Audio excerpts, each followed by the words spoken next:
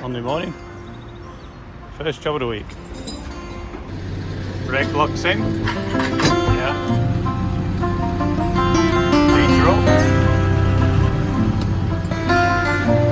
hook it up, crowd it up, crowd it that way, and up,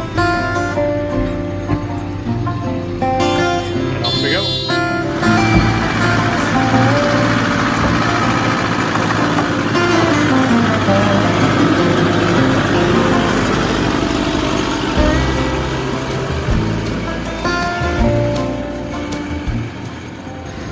This locking pin means that boom doesn't swing out when you're driving along. Here we are in Leafy as well, you know, a BCX compact that I'm collecting, and the linkage to lift the bucket is broken. So we will find a way around it and exchange the machine. I'm sure we can figure something out. So if you see that knuckle there at the end of my finger, if I pull that,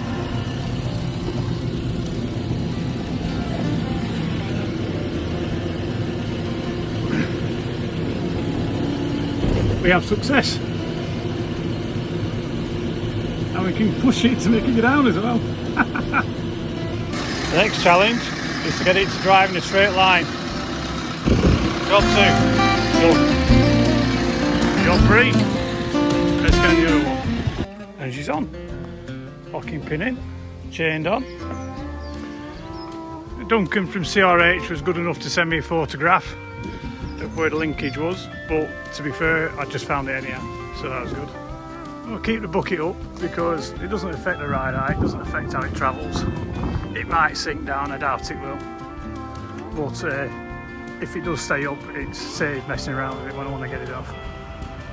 And we're back. The bucket didn't drop, no surprise there. Leave her as she is. Let's see what we're doing next.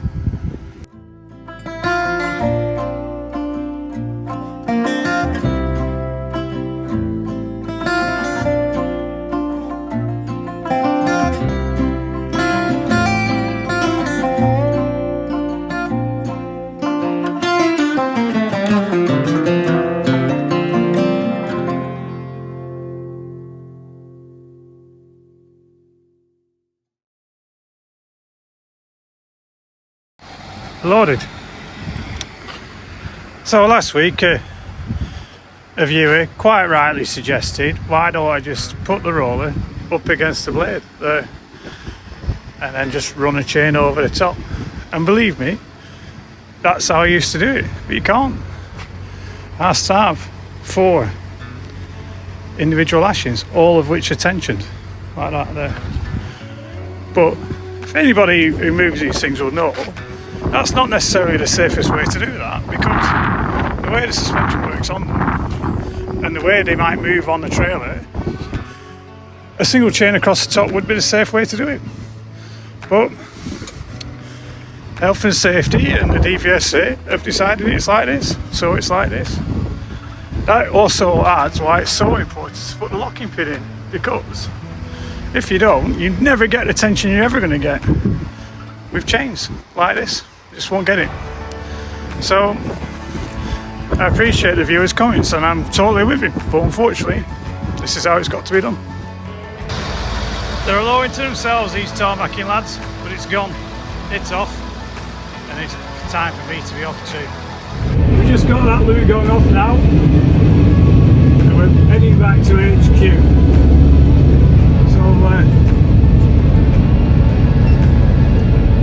I was thinking that they were tricky jobs, but they weren't. They were just normal building site jobs. So we went to the tarmacking place and couldn't find anybody who knew anything about it, and eventually phone calls had to be made, and in the end somebody signed for the roller, which was great.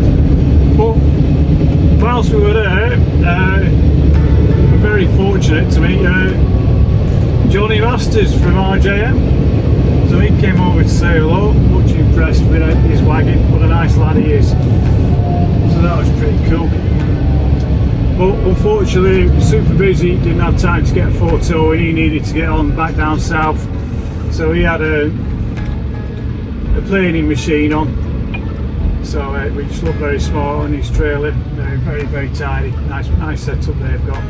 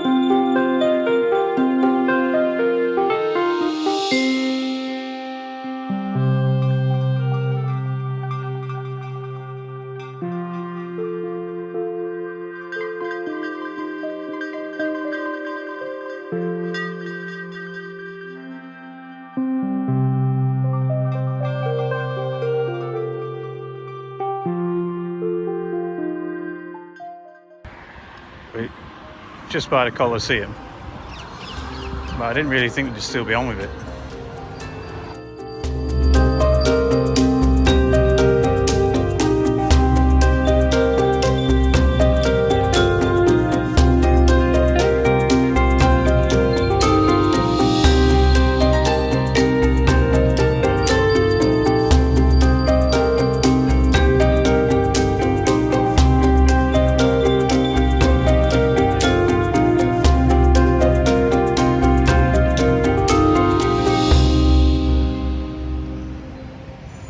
These bricks like this,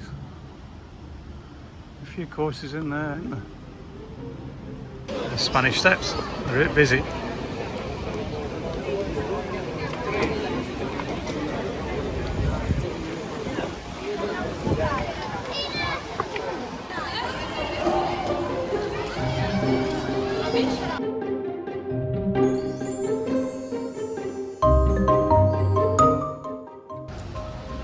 So we're in Rome and it's raining just to make us feel at home.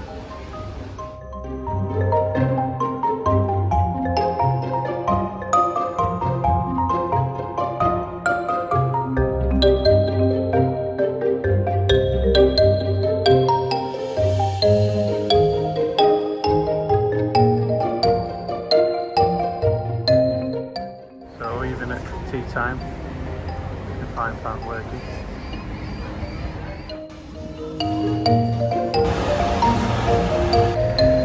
Little Sonic 2-tonner and a new one 8-tonner from back in the day.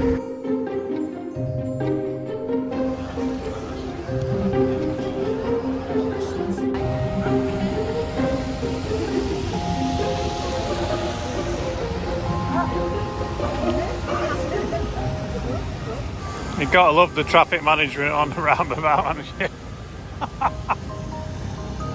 They all seem to manage.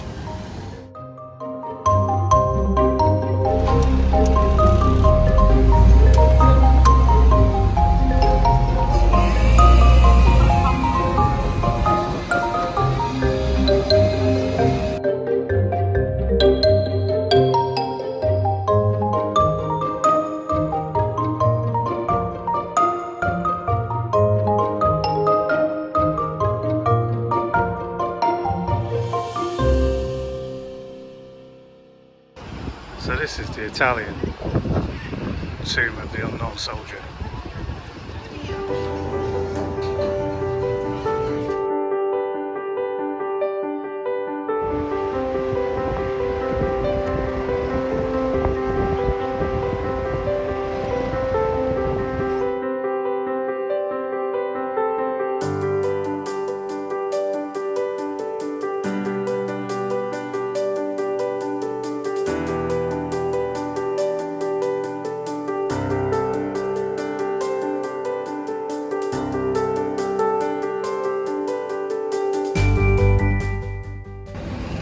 Skip the Trevi, have a bevy.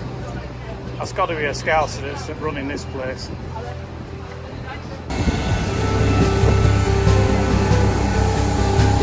Looks like we're turning left on the airplane.